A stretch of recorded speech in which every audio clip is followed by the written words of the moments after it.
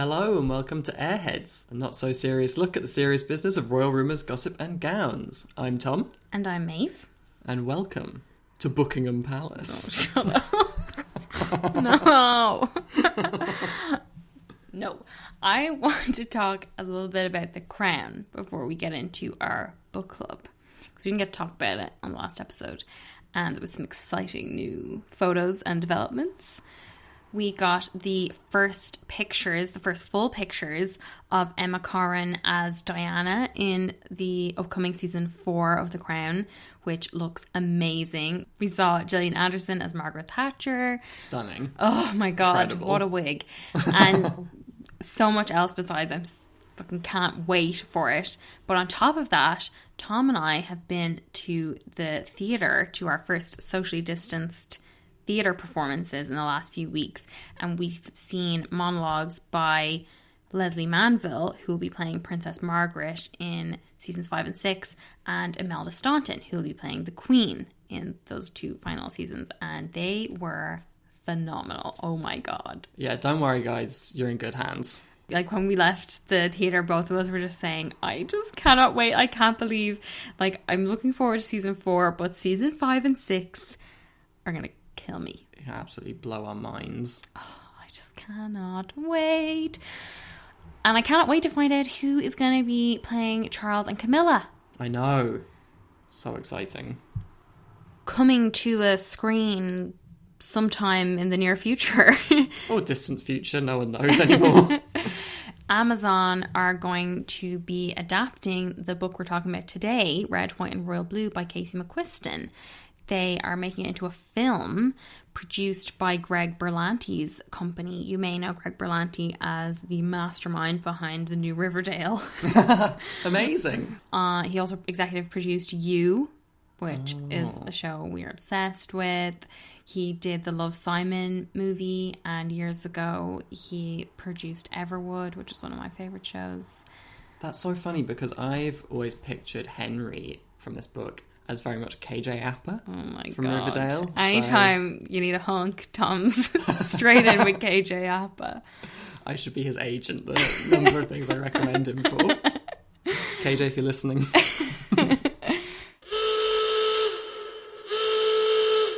Just to let you know, we are going to be talking in detail about every element of this book. So if you are spoiler averse, beware. Do not go further. So, Red, White and Royal Blue, it's the story of Alex Claremont Diaz, the 21-year-old son of the first female US president, Ellen, who's a Texan who raised Alex and his older sister June as a single mum, and his dad is Senator Oscar Diaz, who's the son of Mexican immigrants. So Ellen and Alex and June, plus Ellen's second husband, are all living in the White House and preparing for her re-election campaign. And Alex is, we learn, set on becoming a senator by the time he's 30. So he's a very ambitious young man. But his biggest problem is his feud with Prince Henry, a British hunk who's a few years older than him and is his arch nemesis. Mostly, I think, because they're both international heartthrobs and therefore rivals. I think that makes sense and it's how it works, yeah. I couldn't really see what he hated about him. Well, there was that one time he told him to go away. Oh, yeah, sorry. So Arch nemesis. But after a spat between Henry and Alex takes down a royal wedding cake, their PR teams concoct an intensive and very obvious and I think very false to us ploy to convince the world that they are in fact best friends. So they're forced to spend loads of time together. Henry is gay but in the closet, and Alex is bisexual but he doesn't know it yet, and they fall in love. Although they have to navigate how to have a relationship without threatening the monarchy or Alex's mom's campaign. But don't worry, they figure it out. They figure it out actually so quickly. Yeah. I thought we could start by talking a little bit about the romance of it before we get into the monarchy aspect or of indeed it. the politics of it all, yeah. Yes. But with Alex, we'll talk about his politics later, but what did you think of Alex's character?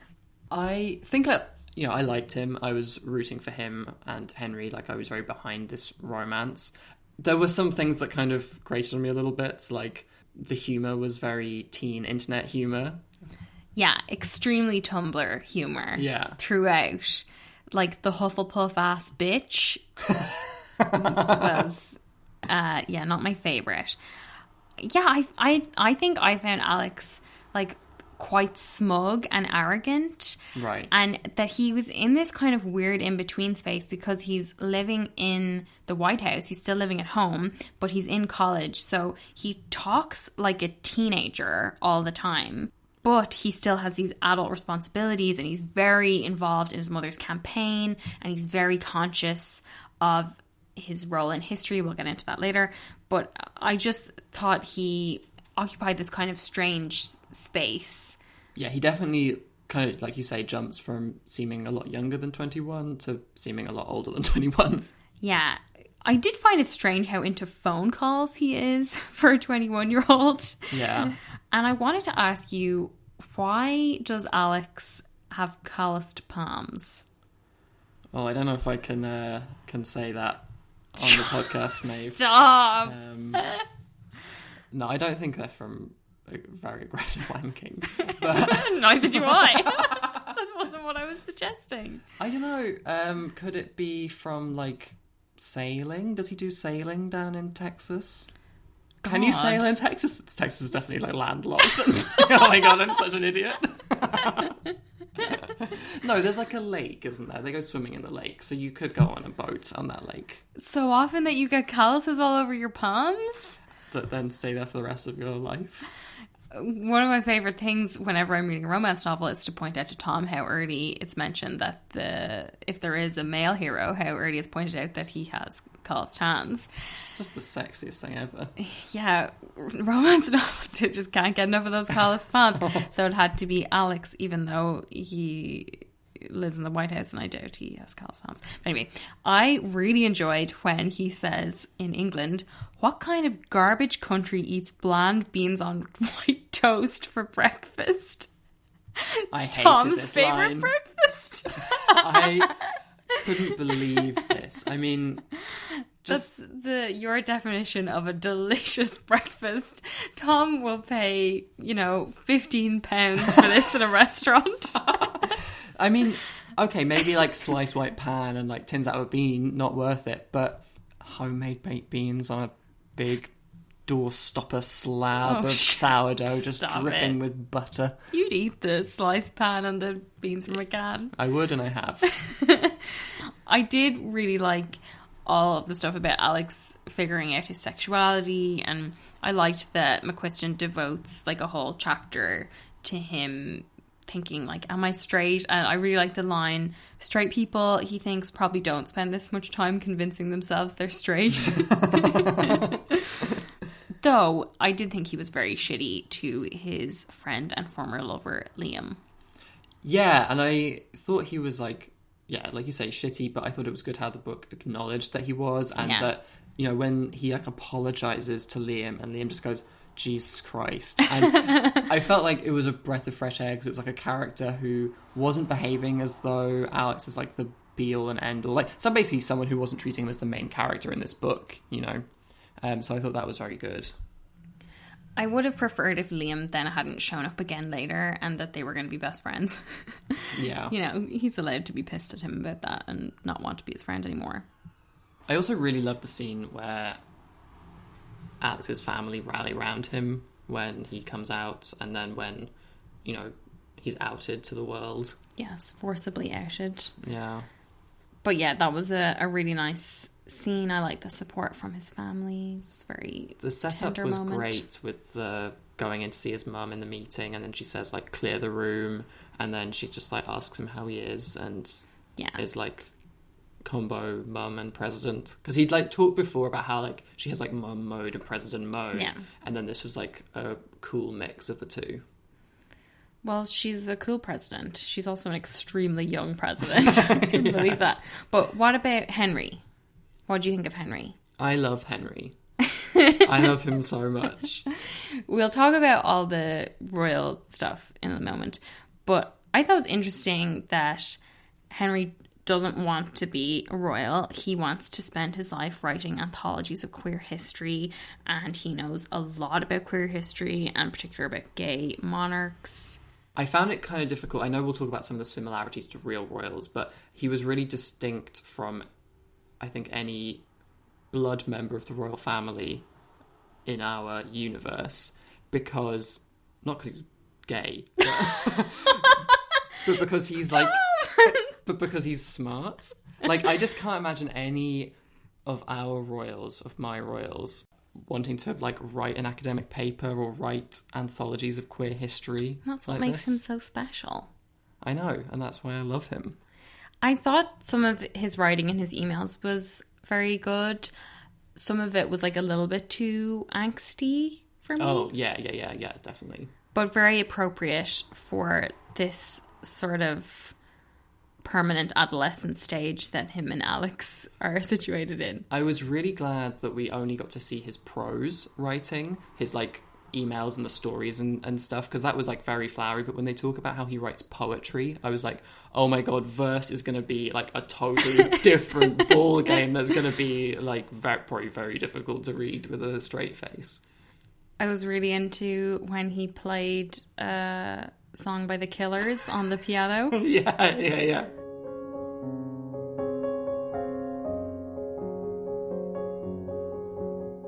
Do you want to share your favourite line from the book? Oh yeah, I wrote this one down in big letters. You are the thistle in the tender and sensitive arse crack of my life. I just think that's beautiful.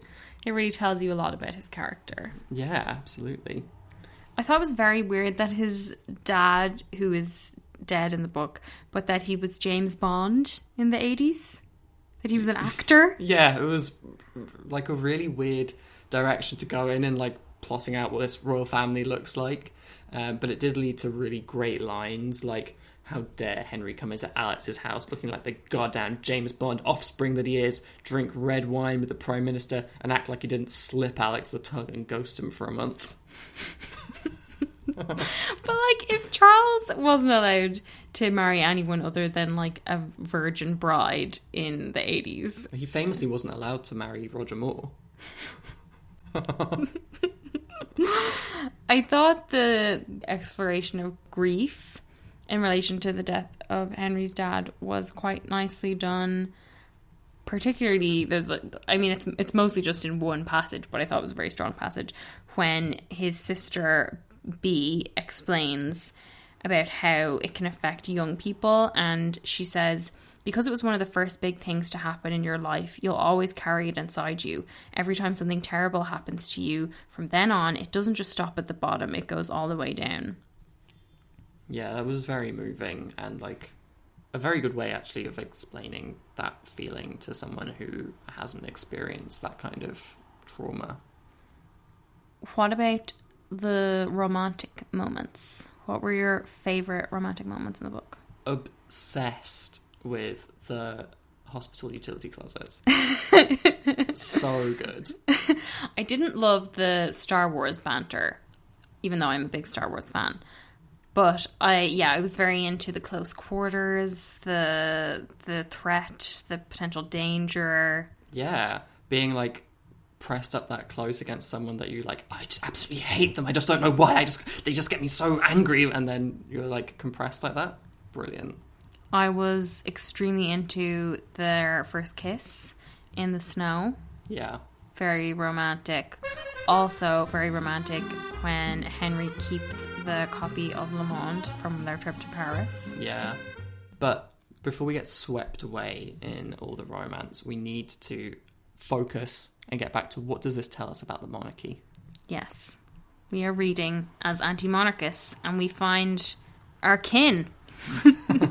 We hear about the British royals straight away in this book because Alex and his sister June are heading to a royal wedding, and it's, I guess, the wedding for Will and Kate basically, but for their version, the heir to the throne Philip and his wife Martha, and they are variously described as extremely nondescript and looking like a stock photo. Which is amazing because it made me think of those kind of like Lifetime movie versions of Will and Kate, where they just look slightly off brand, you know?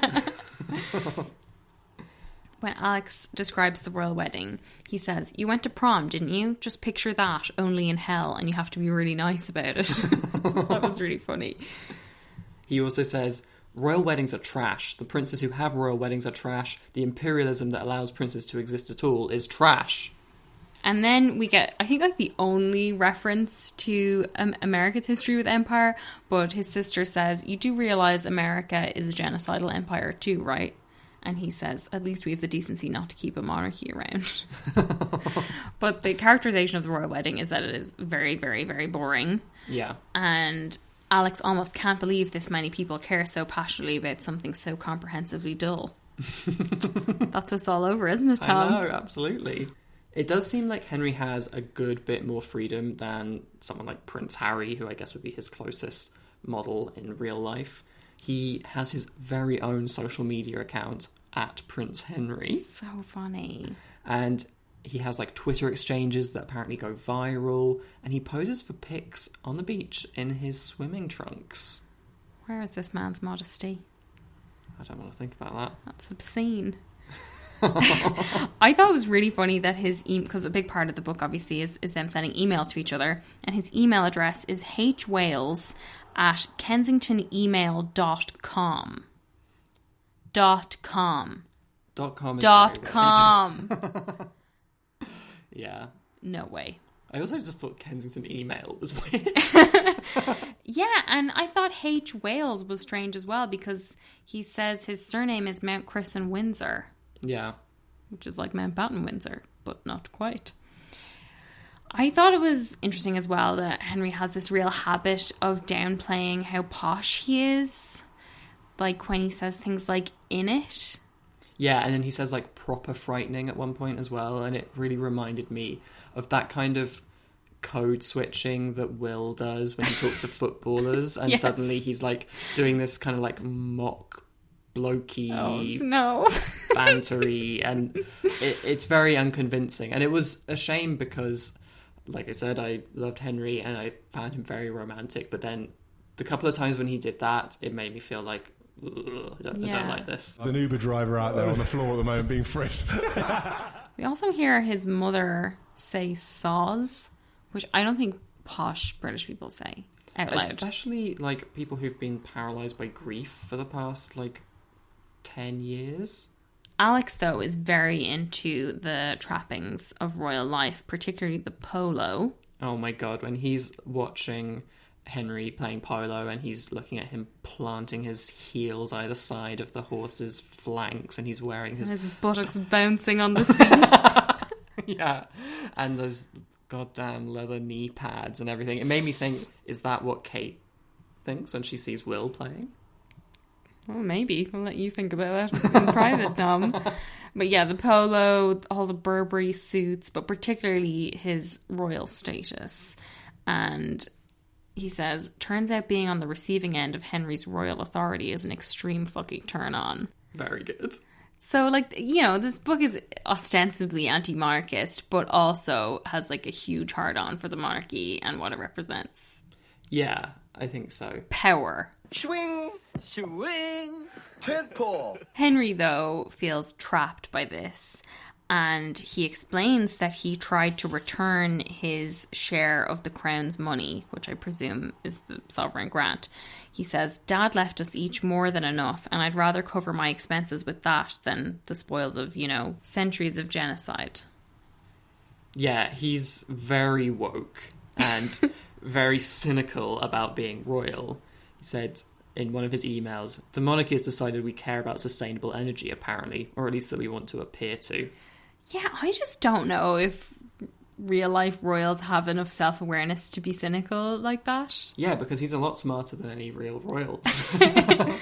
I did find his mom, who, you know, we rarely see her or hear from her until the very end, but she's also very woke, and I hate using that word, but when Henry takes Alex to the V&A after hours on a date, like in Jasmine Guillory's Royal Holiday, Yeah. Americans love the V&A for a date. They see Tipu's tiger, And Henry says his mum told him, "My great-great-great-granddad stole this from India. I think we should give it back, but your gran says no." Wonder what he'd do with George's shark tooth.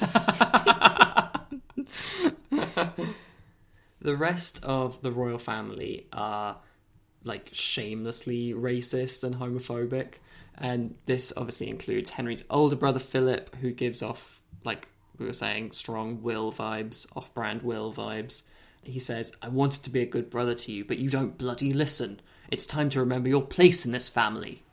Yeah, that to me had such a ring of Will telling the editor of the Sunday Times, "I've put my arm around my brother all our lives and I can't do that anymore."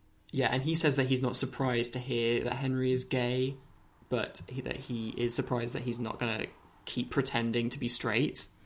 Yeah, because we hear that the Queen, who was the villain of the piece, as Henry puts it, "Gran sat me down the day I finished my A-levels and made it abundantly clear I was not to let anyone know about any deviant desires I might be beginning to harbour that might reflect poorly upon the crown." So she's the real B of this book. Right? She is, and she's really evil. Like, it was great. I loved reading such a villainous take on the Queen, even though she is physically very different from Queen Elizabeth II. Yes, she is described as having a razor-sharp bob, and also Casey McQuiston makes a real point of noting how strikingly tall she is.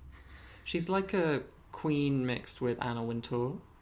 Anna Wintour's not that tall either, though. Maybe I was just thinking of the bob. Yeah. Anyway, she's a very villainous queen, although like some of the stuff that she says is really like blunt and obviously like evil, but rings, I think, pretty true to what the royal family seem to believe. Yeah, IRL. so they have this version of like the Sandringham Summit, which we could call the Buckingham Briefing, maybe. And the book notes that there's a nasty lilt to her polite tone, under which Alex can hear epithets for everything from his race to his sexuality. Yeah, that's when she calls him a boy. Yeah, and that's just like so acute. Like, I know exactly what that would sound like. Yeah, and I can imagine that a lot of people in the royal family and the royal household have got that nailed. yeah, absolutely. And she says to Henry, "Your role in this family is to perpetuate our bloodline and maintain the appearance of the monarchy as the ideal of British excellence." And that is, like you were saying, a pretty straight up summary of your job description as a member of the royal family. Like, it's brutal, but it's true. Yeah, absolutely. Right down to this idea of the appearance, and that everything is about this like veneer and the appearance. One of the things that really stood out to me reading the book for the second time was how obsessed all of the characters are with legacy. Yeah. And I think part of this has to do with, because I just read Curtis Sittenfeld's book American Wife, and then I made you read it as well. It's really good. It's a fictionalized version of the life of Laura Bush, and part of it is how frustrated she gets when her husband talks about legacy and how she thinks it's such a male preoccupation to be fixated on your own legacy. And I really had that in my mind because Alex is obsessed with it. Like, one of the lines early on is, "Alex has always wanted to be a person with a legacy in this world. Henry is undoubtedly determinedly that. It's a little intoxicating." And then Henry later says, "If there's any legacy for me on this bloody earth, I want it to be true." They really are like both obsessed with this idea, and like Alex views everything through the lens of legacy, even down to them kissing and what that means for their place in history and how people will talk about them and everything. Yeah, and they have this thing where they send each other, in their emails, they include quotes from letters between famous queer people throughout history. And that's, like, I guess, a way of contextualizing them throughout history. But it is strange to be reading these tagged onto their emails to have the words of really landmark queer figures like Vita and Virginia or whoever it is, but just to have that there. And I guess it's a way of them to kind of confess their feelings to each other in this very beautiful prose. But I don't know, I wasn't that into it. Alex even puts this idea of legacy into the speech that he gives towards the end of the book. He says, "Every person who bears a legacy makes the choice of a partner with whom they will share it, whom the American people will hold beside them in hearts and memories and history books.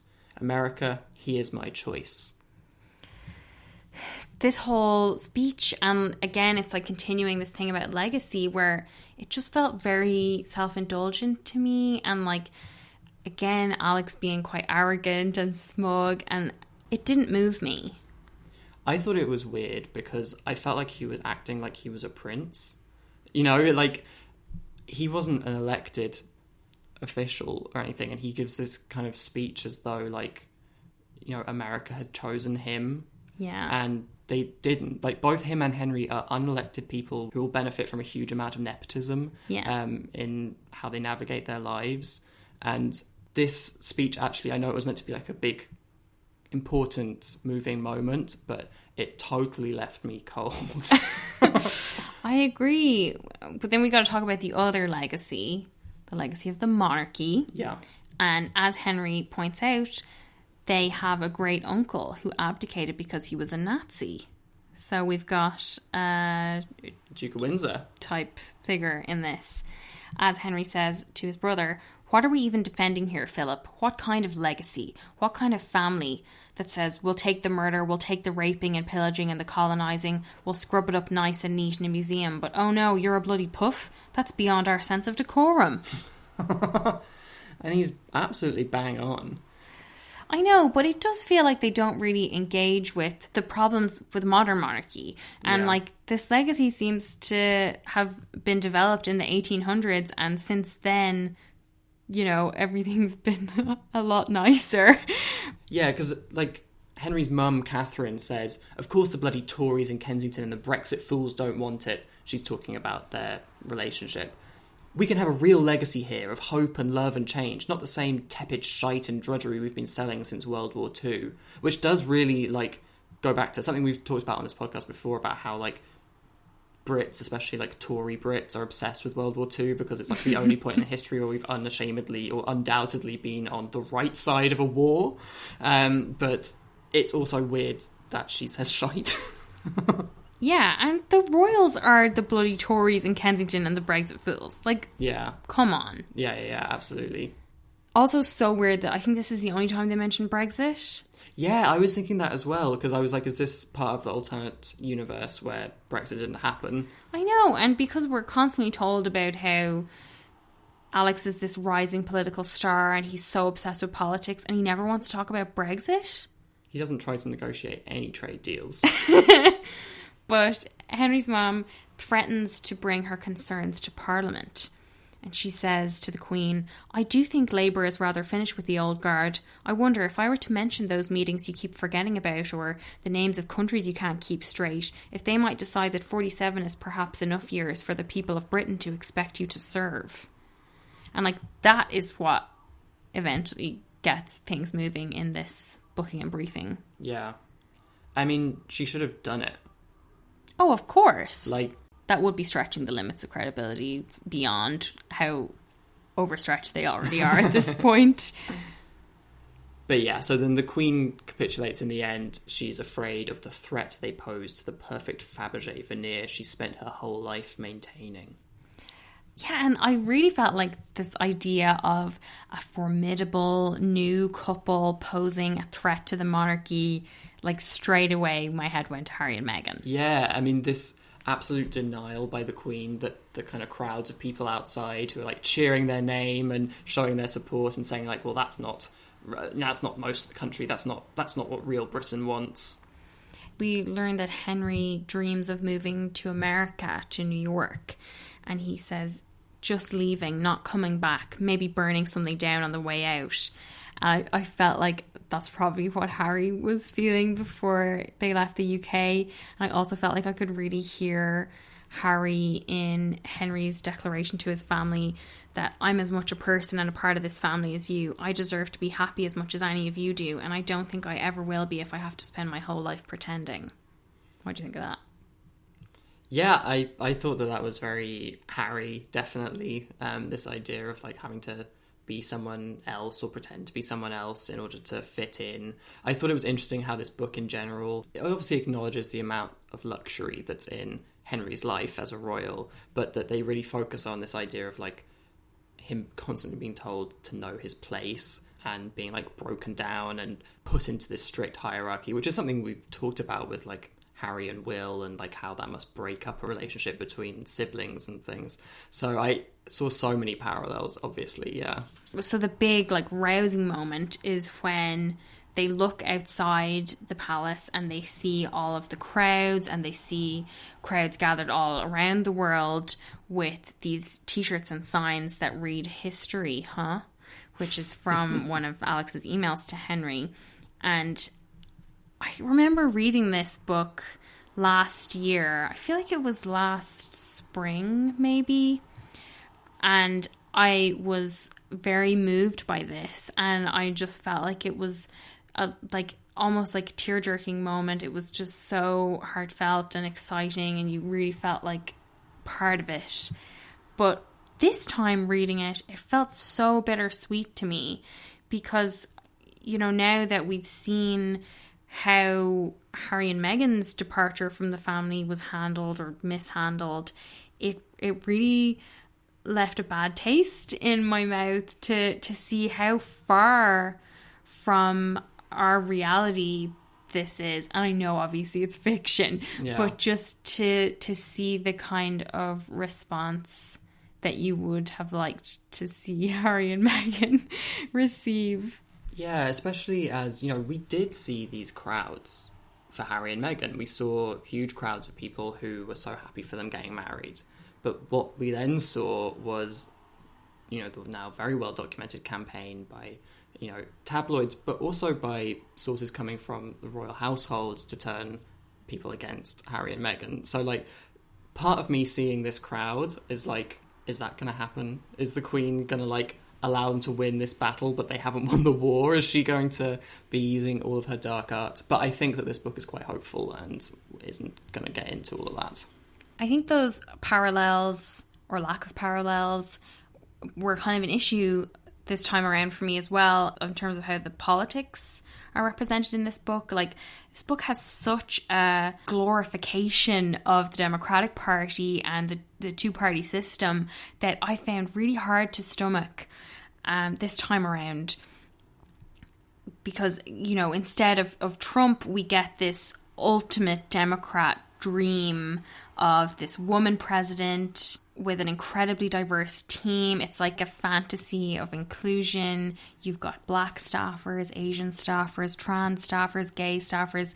They're all in there. And I saw this really good review by Emily Vanderwerf, who's a critic at Vox. She wrote this review on Goodreads and gave the book 3 stars. But I found it really useful in elucidating some of the concerns I had reading this the second time around, and she kind of pinpointed the issue, and particularly with this sort of fantasy inclusivity. She said, "The book is casually diverse, but in a name-droppy way. There's a trans character just because there can be a trans character. I'm not saying we needed a monologue where she explained her life story, but literally the only thing we know about her is trans, which is somehow even worse. The book takes place in what feels like almost a parody of early 2010 social justice culture, where everybody gets a seat at the table so long as they listen to the protagonists." And Emily is herself trans, so I would take her word on this. Yeah.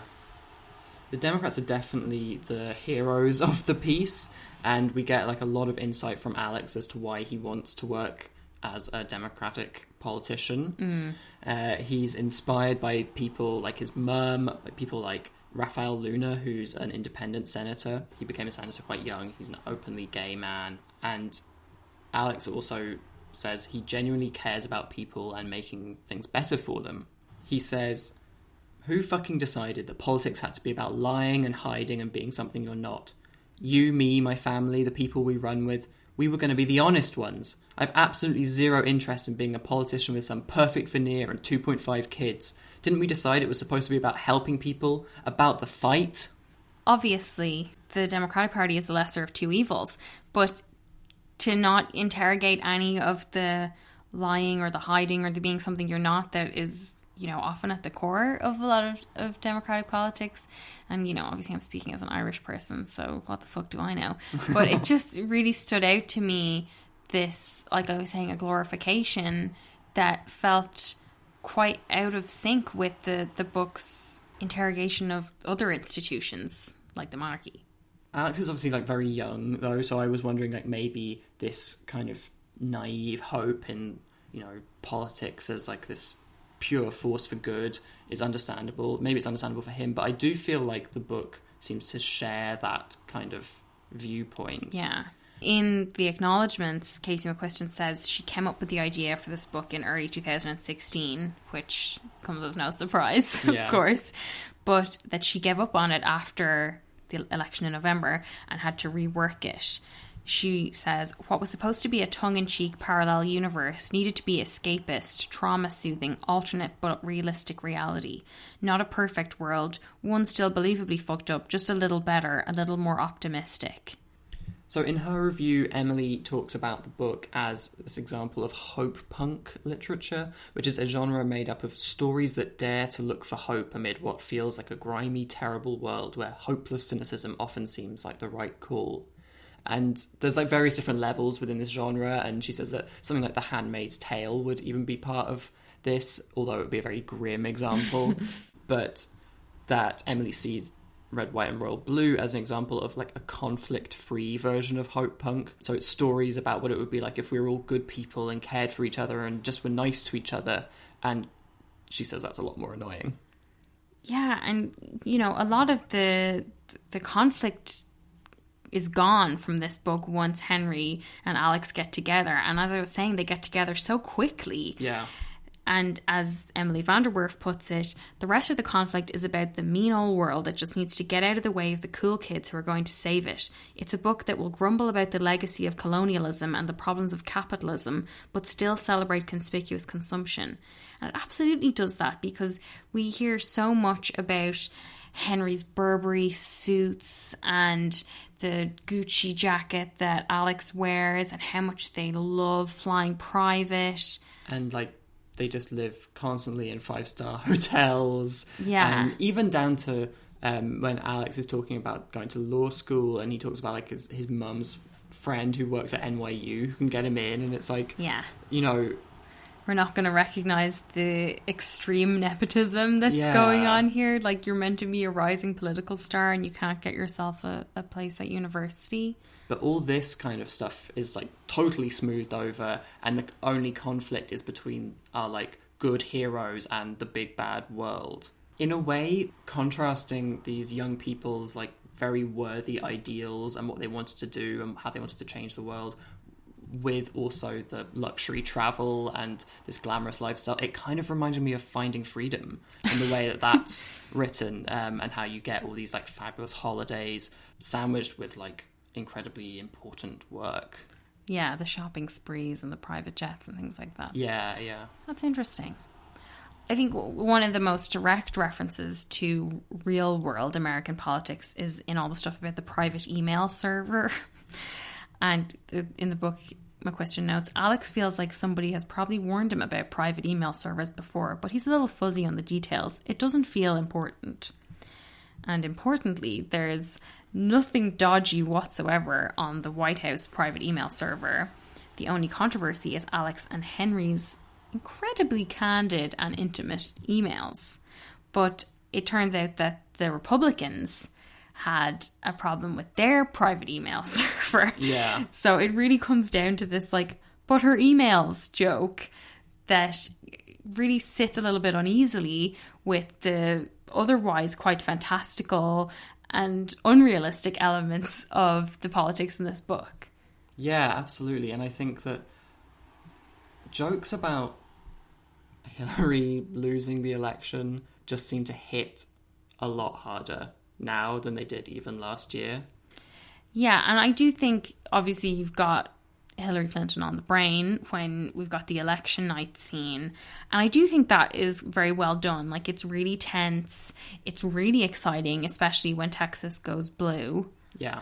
And because of that, then when Ellen makes her victory speech, it really stings. Like, she talks about standing at a precipice in 2016 and how we could have stumbled backward into hatred, vitriol and prejudice and reignited old embers of division.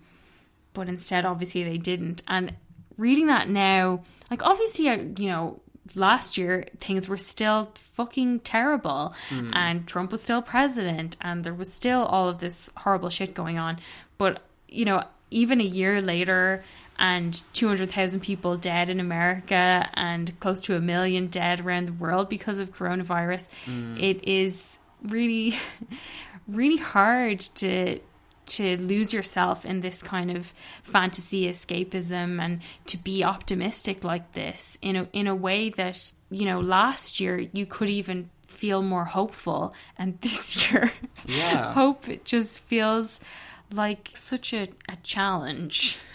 On top of that as well, the Harry and Meghan of it all fed into it a lot for me. Yeah. But to quote Emily Vanderwerf's review one more time, as she puts it, Red, White and Royal Blue takes place in an eternal 2015, and for as much as I don't want to live in the here and now, I really don't want to live in 2015, where only I can see the storm clouds on the horizon. Oh, such a good line. I know. Emily Vanderwerf is just such an amazing writer. Yeah.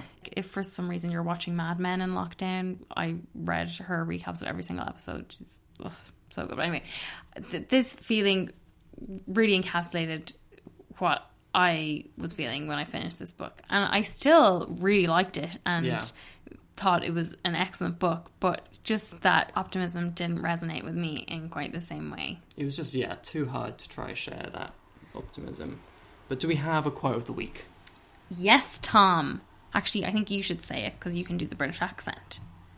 I was going to do a British accent there. I kind of forgot that I have Shut up. You already have a posh British accent. You can take your legacy and your decorum and you can shove it up your fucking arse, Philip. I'm done. So good. That was Henry at the booking briefing. Oh, I thought you were saying so good for my performance. Oh, so good for your performance, Tom.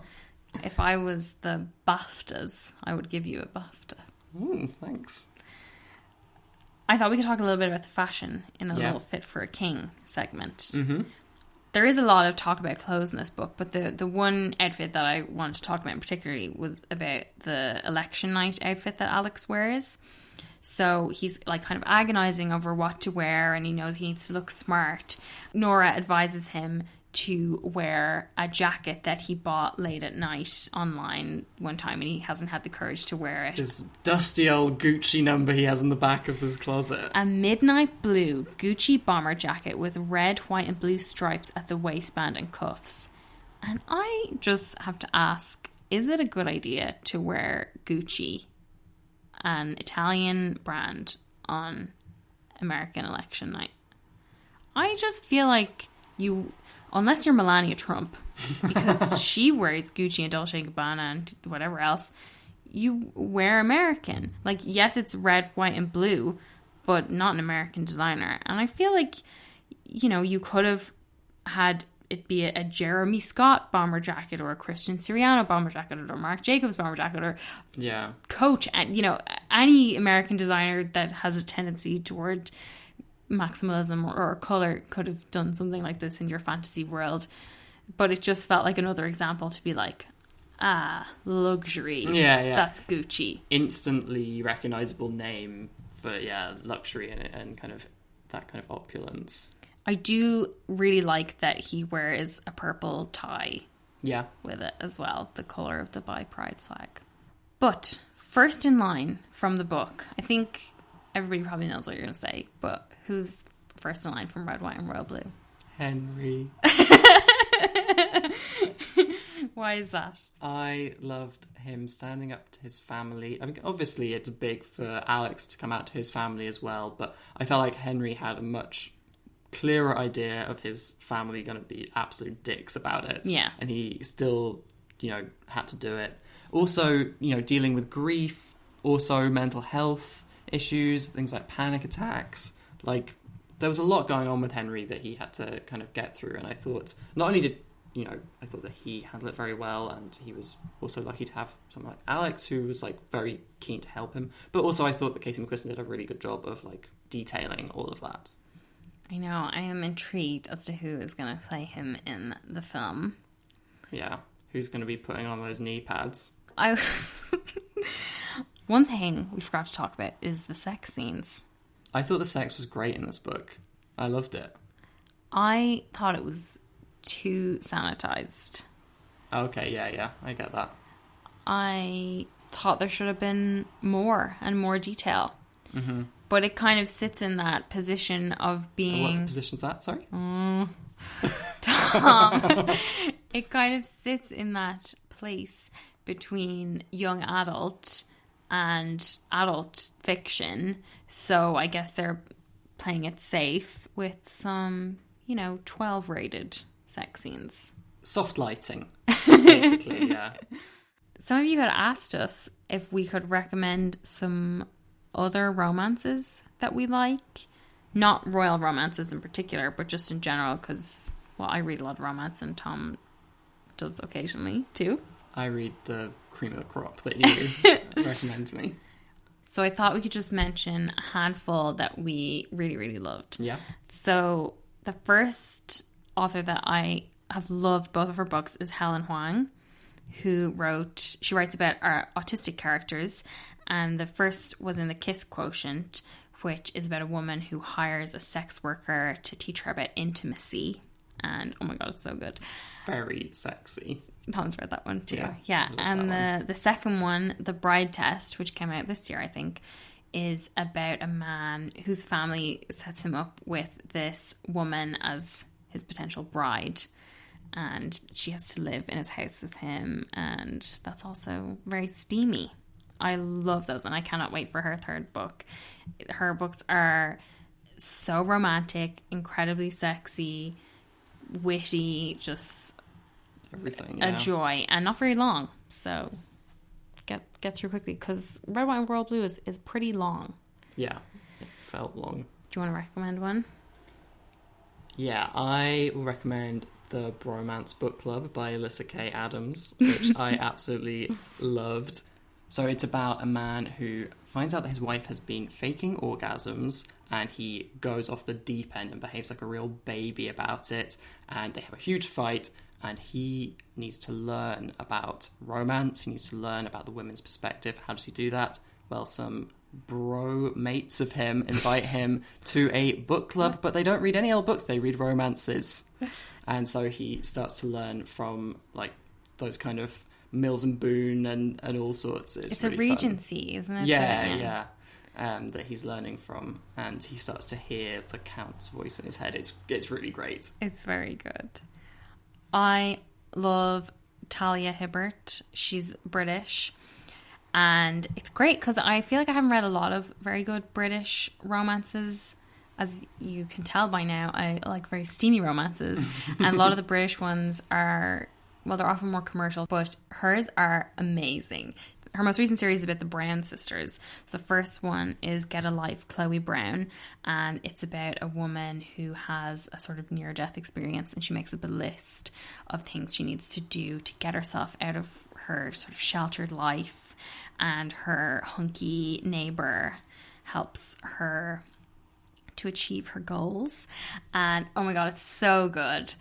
And then the second one is about her sister. It's called Take a Hint, Danny Brown. And it's about a professor at a college, and the security guard in the college rescues her from a fire drill that goes wrong.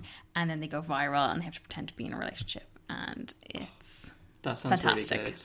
I love a fake relationship trope. So good. Yes, and because it's Black History Month in the UK, you can support a Black British author and buy Talia Hibbert's 2 books. And I think her third one, Act Your Age, Evie Brown, I think it's called, is coming out soon. And I can't wait to read it because they're so good. I would also recommend the To All the Boys series by Jenny Han, which I just absolutely loved and devoured all 3. Oh my God, they're so good. You've probably seen the films on Netflix, but the first film is as good as the book. Yeah. But the second film... It doesn't do the new potential romantic interest justice, I don't think. So I would read the first book, watch the first film, then stick with the books. Because you get Peter Kavinsky, you get John Ambrose, you get all this delicious drama and love triangles, and it's great. I can't wait for the third movie.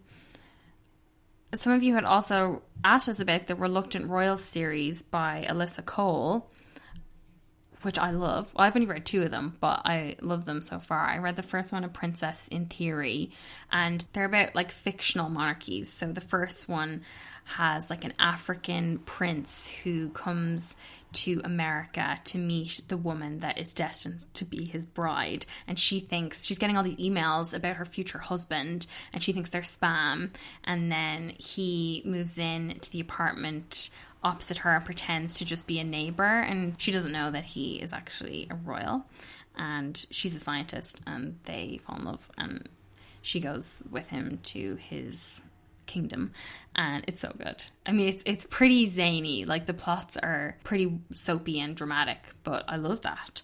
And then the other one was A Prince on Paper, which is amazing.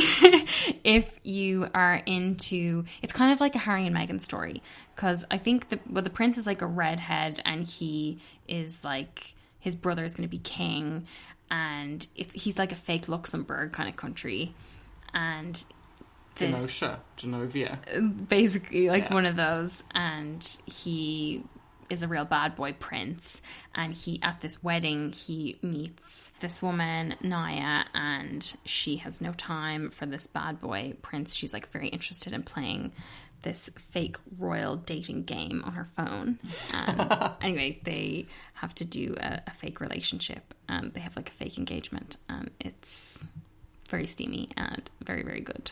I think I should also recommend the oh my god, what a complete Aisling series. Yes. By Emma McLysaght and Sarah Breen. So good. So, Irish authors. And and set between Dublin and a kind of fake county in Ireland. And it focuses on Aisling and her boyfriend, fiancé John, or not fiancé, and that's kind of an issue. I am obsessed with the Aisling series. They are so good. There's been 3 of them so far. And if you have any interest in Irish culture, you will just love these books. They are fucking hilarious. They're so funny.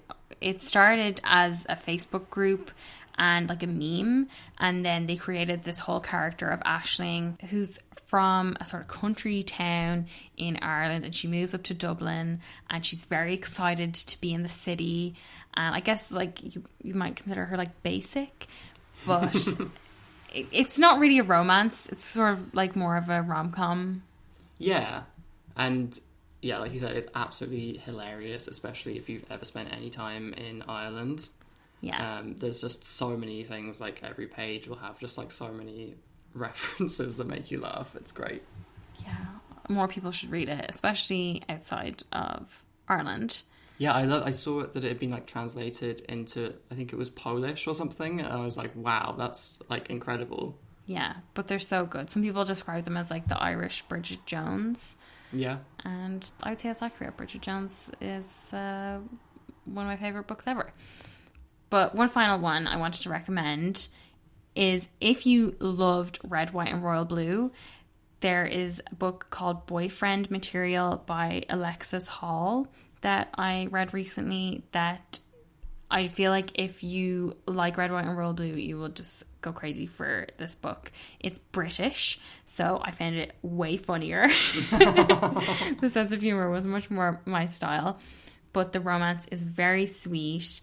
It is very PG. It's very much a kissing book rather than a sexy book. But that doesn't sound like it would be up your street at all. But it's just such a nice romance. The characters are adorable. It's about this man who is the son of an aging rock star, and he works for a charity, and the charity wants to let him go because he has such a bad reputation for drinking and sleeping with dodgy dudes. And is his dad Mick Jagger? His dad, I couldn't tell if he was meant to be a Mick Jagger, or because his dad is a judge on a kind of X Factor type show. Okay. So I wasn't sure who would be the equivalent of that, but all that Sharon stuff is. Yeah, I was thinking, is it Ozzy Osbourne? But anyway, you can read it and find out, Tom. And then the other, so he needs to get a respectable boyfriend so that donors stop pulling out of his charity dinner he's organising. and his friend sets him up with this lawyer guy who is very small C conservative, just the opposite of the rock star's kid, and perfect for this fake boyfriend that he needs. And I just thought it was great. Very much recommend if you need some British love in your life. If you need some British love in your life. Exactly, Tom. I think that about wraps us up. Thank you so much for listening to our book club episode. We will probably do another one at some point in the future, but if you have any recommendations, let us know. I know next month we're going to be doing our episodes about The Crown season 4. Yeah, we'll absolutely. have TV Club. Royal recaps of those coming middle November. Cannot wait. So we'll see you on the next episode. Have a great week. Bye. Bye. We started this book club to stimulate our minds. From what I hear, this book is quite stimulating.